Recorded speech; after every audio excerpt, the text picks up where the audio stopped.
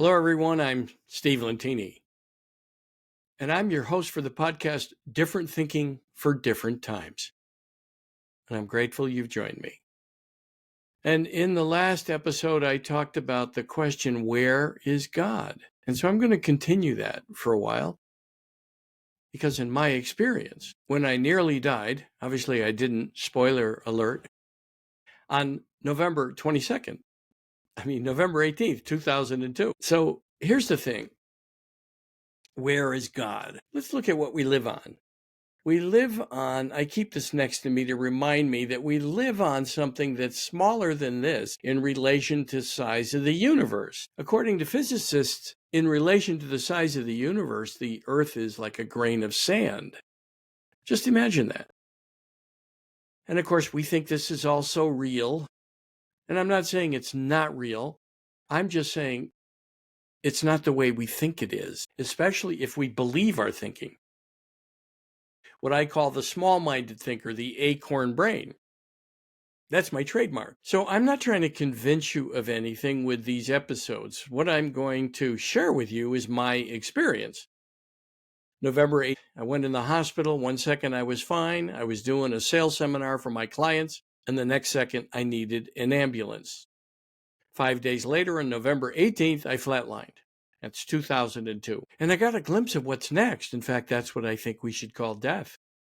What's next? That our family and friends who have gone on, they've gone on to what's next. And then people ask me, and I've heard the question many times, where is God? God has left me. God is not with me.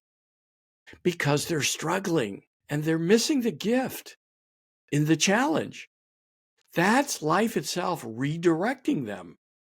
So I'll share my story quickly. How do I know it was redirecting me? So I owned the license for a national sales training program from 1998 until 2003. And in 2002, I was really thinking about, how about my own work? Writing books, doing training, all based on what I was learning. And this little brain was telling me, that little voice, that insidious voice that George Ivanovich Gurdjieff called the machine, that Rainer Maria Rilke called the little hooligan, was telling me, no, who you? Who's going to read your stuff?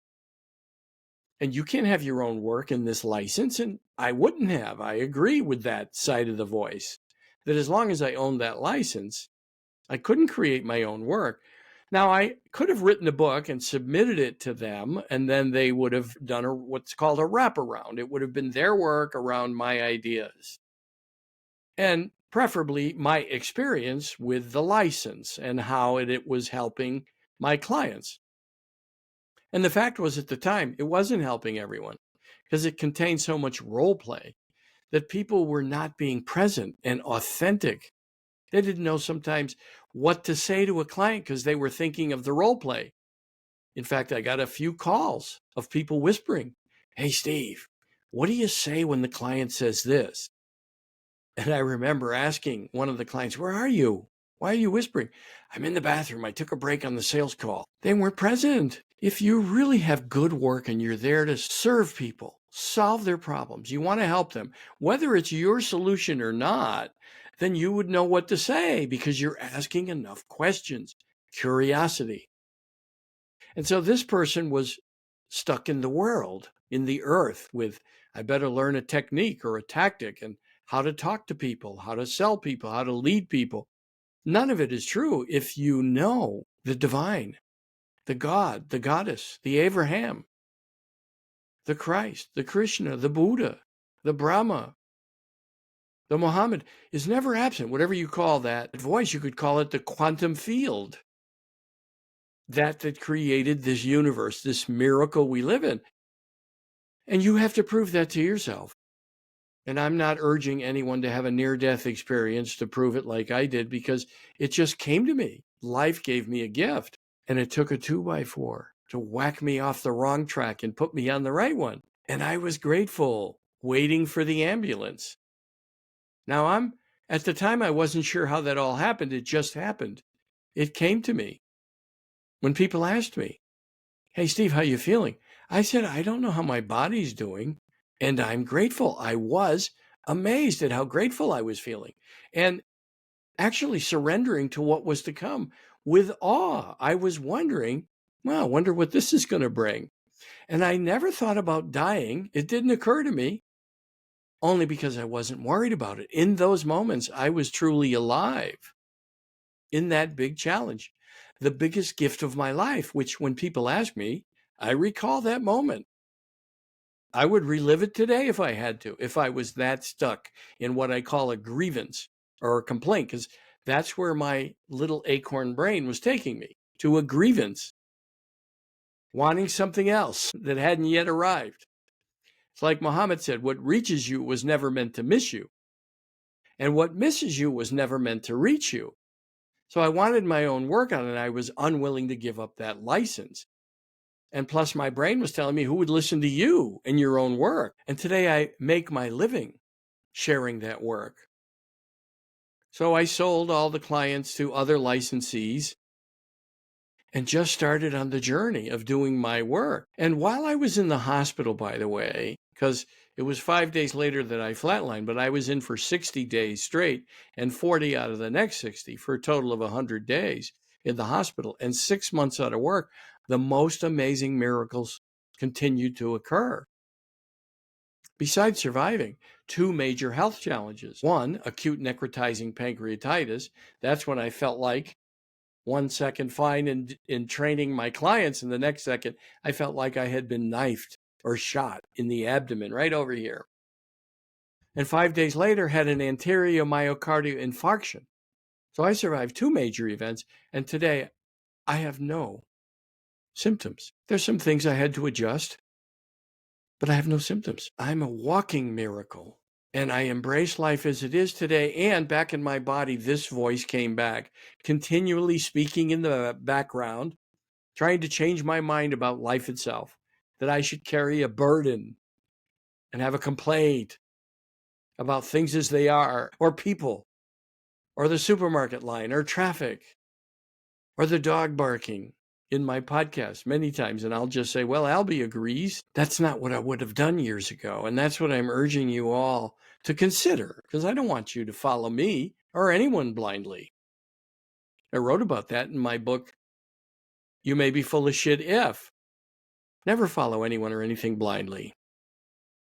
In fact, Amazon wouldn't let me advertise that book. It's on Amazon. If you go to stevelentinauthor.com, it's one of the 12 books I have on Amazon. 2 weeks later, I wrote You Might Be Full of Number 2. After All We Know Better, the woke edition. And in either of those books, I'm not making fun of anyone. What I'm challenging is all small-minded thinking.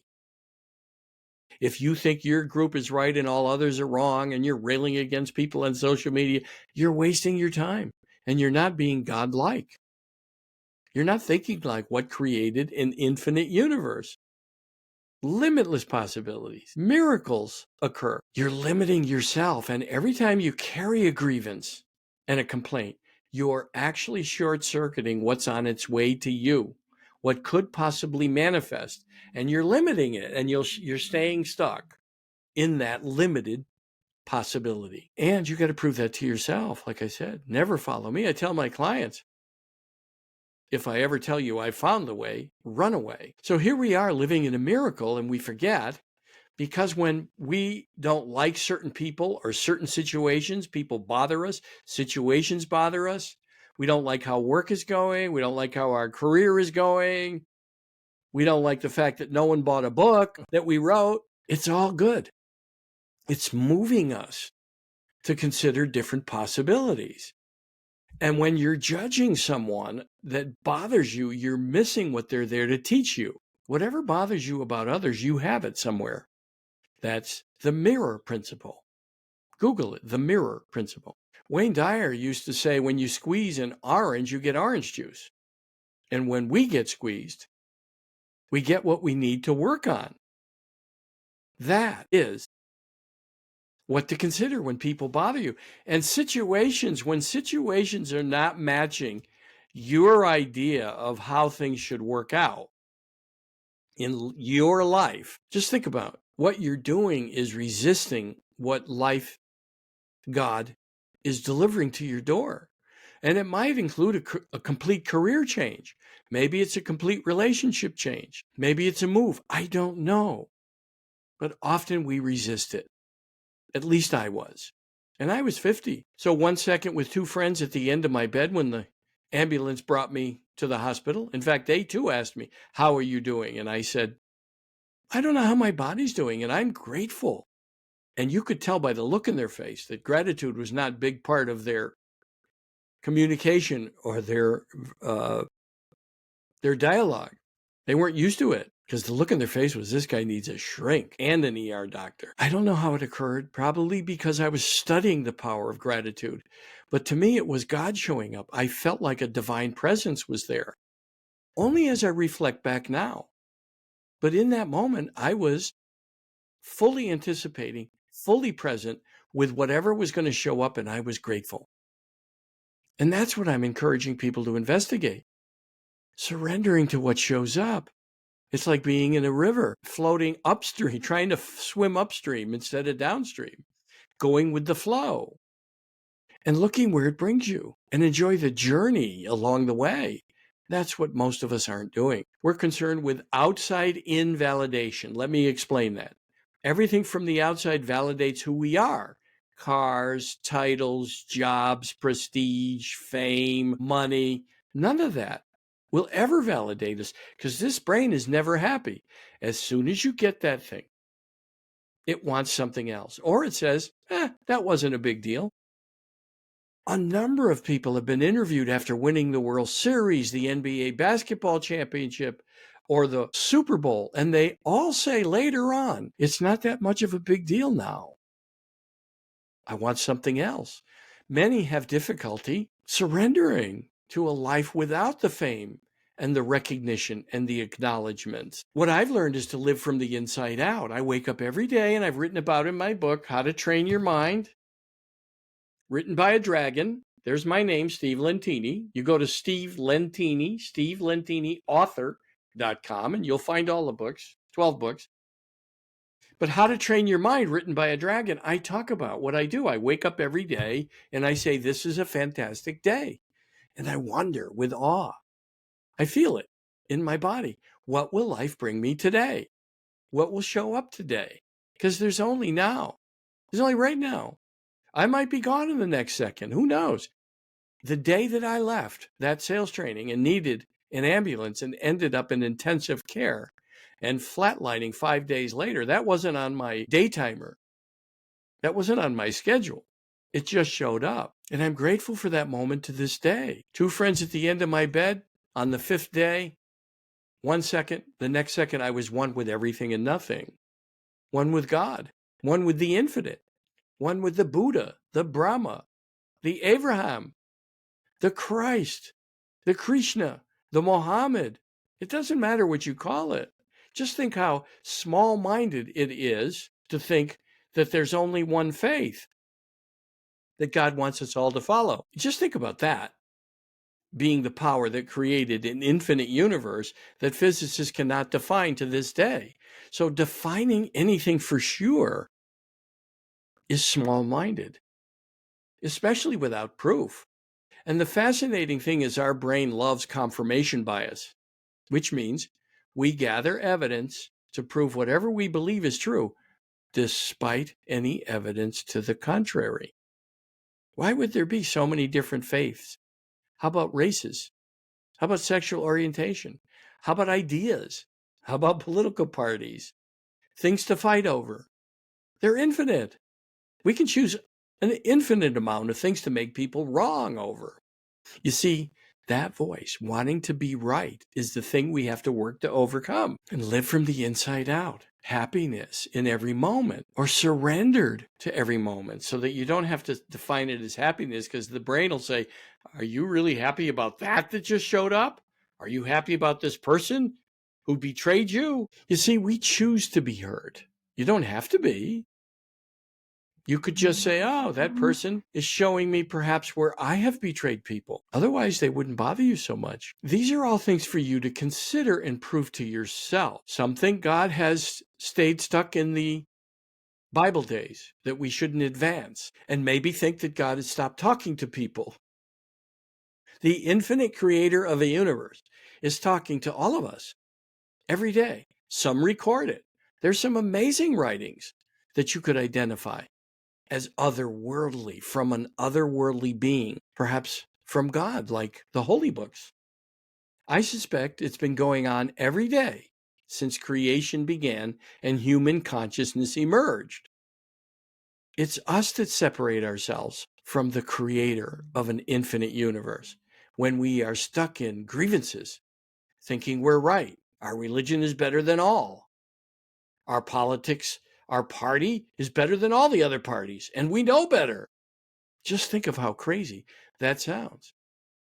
The crazier it sounds, it's even further removed from the creator of a universe who would like us all to be magnanimous, not pusillanimous. Pusillanimous, go look it up. It's small-minded and tight, living small-minded and tight. Anything that sounds small-minded is not, in my experience, from God, from what created a universe. And it doesn't care what you call it because it's never absent. It's with us. It doesn't have a name. We need names. Joe Dispenza says it's the quantum field where all matter comes from and returns to, which, by the way, physicists are proving that in the super colliders. Atomic particles appear and disappear. They come here and go somewhere else. That's what we're doing. We come here and then we go to what's next. We return back to where all the atoms and matter originate. But it could be just your religion is the only one. There's something else I'd like you to consider. In a universe, whenever we want to be right, we're making all others wrong around us. And that's something to just consider. Be open to a dialogue. Maybe even a debate with others about their beliefs, or open to, tell me more about that. How did you come to that? What else do you believe? Make no judgments. Just be in awe of all the different ideas, all the different opinions. You know what's said about opinions, I think, maybe. Perhaps you've heard it. Why are there so many creatures on an infinite universe, on the infinite earth? The earth is floating around the infinite. Why are there so many different things for us to embrace? It's to help us get over ourselves. That's why there's all the different languages, all the different races, all the different opinions, all the different people who believe one way or the other, and then they want everyone else to believe their way. And recently, we've seen many examples of that. In fact, in our own political system in this country, they're doing this. One side, we're right. No, we're right. No, you're wrong. No, you're wrong. And we don't even know what the truth is because they're pointing fingers and not taking accountability or considering this. Hey, let's work together. Let's compromise. Let's have a dialogue. That's magnanimous, not pusillanimous. And it's not what I experienced. It was amazing. Two friends at the end of my bed, 1 second in consciousness in my body, the next second, I was one with everything and nothing. Immense light, immense mercy, immense love. In fact, today, one of my goals is to love one person as much as I felt love in what's next with God, with the infinite. I felt like a drop of water in the ocean or a wave in the ocean. The wave is in the ocean, but the wave is not the ocean. The ocean is in the wave as well. That's where we're headed, folks, in my opinion. That's up to you. And what I can tell you is what God wants us to do is live in this amazing miracle that we've been given. All the amazing landscapes, the amazing things we've achieved as human beings, all the places we've fallen down so that we could learn and grow. And I can tell you, next was my life review, and only the good I had done was mentioned. All the people I had helped, even given a sandwich to, or smiled at, family and friends who had passed on, that I had helped. They were there loving me. How do you feel when you do good? Only the good I had done was mentioned. I didn't realize how many lives I had touched. And I wasn't even able to record all the events, by the way, while I was there. Because there was no past or future. There was only the now. Which led me to the understanding, for me, I'm not trying to convince you of anything, as I've said a number of times to make that point, there was only the now. That's where God is. And I had been missing that. And I was 50. I had been missing that I could do whatever I set my mind to. I could do my own work. I didn't need that license for that national sales training program. And this brain was telling me you could never do your own work. And thanks to that 2x4 that God gave me, he whacked me to need an ambulance and filled me with gratitude and surrender. I felt the presence of something divine. Little did I know I would flatline and be one with it 5 days later. And I came out after a few months because that little brain took over again and said, you can't get out of this license. You've got to do that work. Stay with it. You'll never write your own books. No one will believe you. No one will come pay for your programs. And finally, it was friends who challenged me. Steve, you got to give that license up, sell it, and do your own work. They knew. Imagine. And I listened. I surrendered. That was in April of 2003. Now 2003. I went in the hospital November 13th, 2002. I sold the license.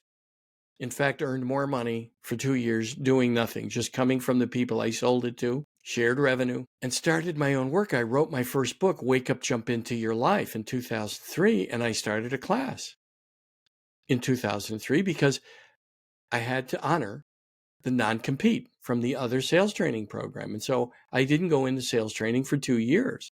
And again, then it was my own program. And I've had clients for 25 years, 21 years, 15 years, 11 years, 10 years. They're all still with me. And I've got to see what they've done with what I suggest. Because I don't should on anyone. I just get them to come to a new conclusion that what's another possibility? I ask everyone what seems to be happening, because what seems to be happening can be related to a complaint or a grievance we have. We can feel stuck. We can all feel that way. And I help them come to a new conclusion. In fact, make a new idea come true, or a declaration of what they really want. I had one young man who's still in my coaching 25 years later, who could not declare that he wanted to be a CEO. And when he did, 4 or 5 years later, he became a CEO, and he still is today, 14 years after that, and been with me in my work for 25 years. He's amazed himself, but he knows with help, like I had to have help, that he's got to overcome that self-limiting thinking, that little brain inside our head that is probably what the ancients referred to as the devil. It was their own dialogue going on in their head with the voice that was limiting and or suggesting vengeance and revenge and anger and nasty things, judging others. That's the voice in our head, and we can learn to manage it, especially when we get over ourselves and model the behavior of the infinite that created this amazing miracle we live in. I'll leave you with a couple of thoughts. When Einstein was asked about his idea of God, what formed his idea of God, he would answer in two ways. One, he would say, the superior reasoning power that created this unimaginable universe forms my idea of God. The other way he would answer is, go read The God of Spinoza. I read it after I got out of the hospital. Someone recommended it to me, and I was studying some of the great sages. In fact, I wrote the book Sage Advice a few years ago, a compilation of all the quotes and wisdom for living, that's the subtitle, from throughout the ages that hundreds of people have. Now, I only featured 62 in the first book. I have a list of another 100 for the second Sage Advice 2. It's fascinating what people have been advising for thousands of years: to surrender, go with the flow of life, embrace life as it is, love life as it is, that God is in the now. There is no past and future. By the way, physicists will tell you the only time the past is present in a universe is in DNA from our ancestors. You got to prove this to yourself. Go read The God of Spinoza. Or just remember what Einstein said when you feel stuck: the superior reasoning power that formed this unimaginable universe. Maybe that could form your idea of God, and know that it's never absent. Whatever you call that power, for me, it's God. It could be the goddess, the Brahma, the Buddha, the Abraham, the Krishna, the Christ consciousness, the Muhammad. It could be anything you choose. It could be all of them blended in. If it sounds small-minded, it didn't come from the creator of an infinite universe. That's your own mind trying to run you, and you can train it. I talk about it in the book, How to Train Your Mind. I wake up every day and say, this is a magnificent day. I wonder what life will bring me. And then I also wrote, before that, I use these as a pair. No BS coaching. Wake up from the BS you tell yourself. Wake up from the BS you tell yourself. Because all those complaints and grievances and judgments and people that bother you and situations that bug you or even hurt you, God is in them, urging you to make a shift in your life and to embrace life as it is and ask, hey, what's the gift in this?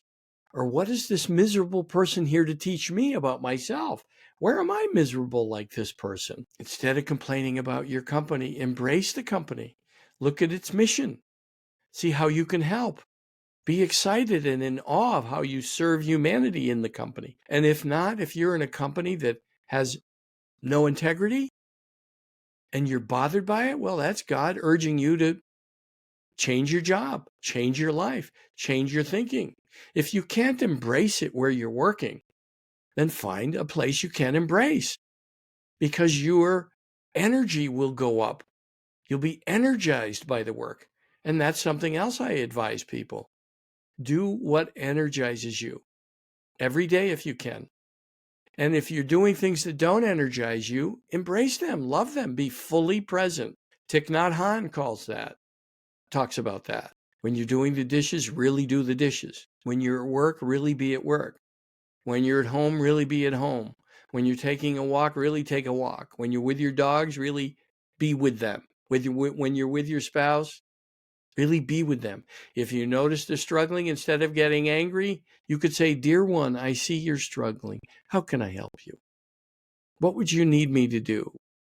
What would you like me to do? Instead, we want to be angry and listen to this brain. We want to react. I hyphenate reacting because it's something previously learned and we haven't risen above it. We haven't become godlike. Every time we react, maybe it's the devil we're listening to, which is in our own heads or not. Again, I'm not trying to convince you of anything. I want you to make your life an experiment and start to manage that mind and live from a magnanimous mindset, an infinite mindset, knowing that you're aligned with the Creator, and do good. Do good. And surrender. After my life review, I was asked a question, stay or go? And my consciousness surrendered with thy will be done. Now, I didn't know that was, in the Vedic tradition, the most powerful prayer you could say. I had never read that, but somehow my consciousness knew, thy will be done. Stay there or come back. And I was right back in intensive care with the same two friends at the end of my bed. In fact, I couldn't speak for a while. And finally, I said to them, something happened. And they both said, oh, yeah, your alarms were going off. The nurses and doctors came rushing in saying, out, out, this is it, call his family. And sometime later they were told, he's stable now. You can sit with him. I just want you to notice where you gather evidence to prove you're right about something, despite any evidence to the contrary, because that's called confirmation bias. Look it up. We all do it, and it's okay. Don't make yourself wrong. We're here to fall, as has been in many biblical stories, and it hasn't stopped. Humans fall. Hopefully we learn after we get up and try again. And sometimes we don't learn for 2 or 3 times. That's okay too. That's what we're here to do. And the good we do makes a difference. Put a good pebble out into a pond and watch it spread out. Watch those circles spread out. That's what you're doing every time you do good. In fact, I'm writing a new book called 24-Hour Good News, The Infinite Walks With Us. And I have a website, 24hourgoodnews.com, where I'm inviting people to share. When you catch people doing good, or maybe someone does good for you, share the stories. We all need more good stories. We're hooked on the negative. That's why those news stations are doing well, and newspapers, compared to if I had a newspaper that said 24 hour. Maybe I will someday. But until then, 4hourgoodnews.com is available. Share with me. Share with me videos. Take a video of someone doing good. Or share your story when someone helped you. Let's expand that word of doing good, because it does matter, at least in my experience. Remember, that's all that was mentioned in my life review.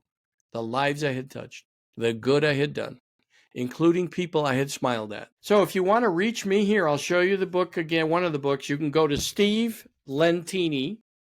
See it down there? Steve Lentini, author, add author. SteveLentiniAuthor.com. SteveLentiniAuthor.com. And if you want to email me, you could be a guest on the podcast if you like. Steve@SteveLentini.com. Steve@SteveLentini.com. All right, I'm grateful that you attended. Go share the word. Go do good. Encourage people to make their life an experiment. Maybe send them to listen to one of my podcasts. It doesn't matter. I live from the inside out. I'm happy doing this, and I'm happy for you. Go make a difference in someone's life. Thank you.